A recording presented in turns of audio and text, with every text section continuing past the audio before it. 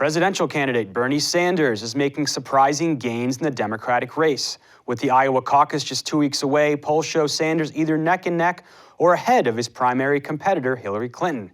However, he remains the underdog and faces an uphill battle in the upcoming months. To discuss all of this, we caught up with two of his supporters, whom the Real News met during Sanders' visit to Baltimore last month. I talked to Luis and Millie Issa about their support for Sanders and started off by asking why his focus on inequality and the promise of more jobs resonates with them. They said the weak Baltimore job market makes agitating for better working conditions extremely challenging. If you stay, you're still suffering through it, but then you're not moving anywhere. So, I mean, ultimately, it either just stays not getting better, or you just get pushed out. Underlying their economic concerns, they also talked about racial inequities that often manifest themselves in the workplace. You know, every level you move up to, the more and more people stop looking like you, and the more and more that they don't understand you, or your needs aren't incorporated in the decisions that they make. And it's frustrating. It feels like you're fighting a losing battle sometimes. With Sanders surging in the polls in Iowa and New Hampshire, he's received more media coverage. It's great. Now everybody's going to be able to see how consistent he is, and they're going to be able to see a great comparison or contrast between him and Hillary. This has put Hillary Clinton on the offensive. She recently attacked Sanders' plan for universal health care coverage, saying it would result in increasing taxes on the middle class. The more airtime he gets, everybody will realize that what Hillary's saying isn't necessarily true. You can go to Bernie's website, and he lists out where he's getting money from. A lot of times he's going to raise taxes on the wealthiest who stop getting taxed over $250,000. You know, he's not for a lot of things. I don't know, what is it, the parental leave, I think, or maternal leave. Oh my gosh, yes. He's just going to add an extra $1.60 something on a payroll tax, and that doesn't come out of anyone's pocket. Yeah. That's just weekly, and that'll cover that. A lot of things, all his ideas isn't affecting us. This is affecting those who make more than us. Sanders has also picked up several big endorsements, including The Nation magazine and the progressive group MoveOn.org. It's not the same old.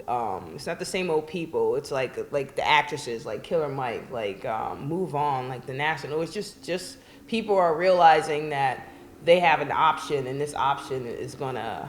It's going to win and change our lives for the better. They say their support for Sanders is more based on the policy he supports than President Obama, who they also supported during his presidential campaigns. When Obama ran, we had hope that things would get better. We knew that whatever he was talking about didn't directly resonate too well with me, but I saw some things that I wanted to see happen, that he listed, and he was an option, so I voted for him. With Bernie, everything in my being connects with this man. Please. It just has to win. They argue because he does not take money from large corporations, nor does he have a super PAC, he can be beholden to his voters rather than moneyed interests.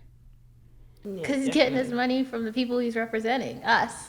Mm-hmm. So he doesn't owe anything to anyone but the people that voted for him, the people that are supporting him, and the people who are supporting him believe in what he's doing. Although they do expect opposition to Sanders from within the Democratic Party on issues like taking on the wealthy elite and going after Wall Street, they say the party will have to come around. I think there'll be hurdles for him, for sure, but I think that the people he's rallying, we have enough people, enough voices to just hush the Democratic Party, and it's not about what they want, it's about what the people want. Yeah, and I mean, I think even if they oppose in the beginning, they're gonna come around. And they dismiss the notion that supporting Sanders will blunt long-term social movements demanding racial and economic justice. No, because he's fighting with us. Yeah, he's definitely fighting with us, and I think, for us, these are strong issues, and we're not just going to give up. You can't just be oh, Bernie won, everybody take a break. It's no, because you're still experiencing it every single day of your life. Sanders could gain more minority support as he receives more airtime due to his rising poll numbers. Like, people just don't know about Bernie. Yeah. They don't have the access to him like we do. And that's why I think they cut him off or try not to air him on TV, because they know once he's heard, that's it. Yeah. Cause I like our mom, she's for Hillary. She was. She was for Hillary. And the hardest thing was convincing her and teaching her about Bernie. And that took a long time. It didn't even come from us, her change. It came from TV. It came from TV. So yeah, 'Cause I'm Bernie very was on hopeful. I'm very hopeful. If Sanders is to lose the primary, they say Clinton will need to adopt more practical policies and proposals, such as restoring the red line cut by Republican Maryland Governor Larry Hogan. It would have connected residents from disinvested communities in Baltimore with more employment opportunities. If Hillary can get us back our red line, I will consider voting for her. Yeah, Hillary, you gotta give us back our red line. You gotta give us something. For The Real News, this is Jessel Noor in Baltimore.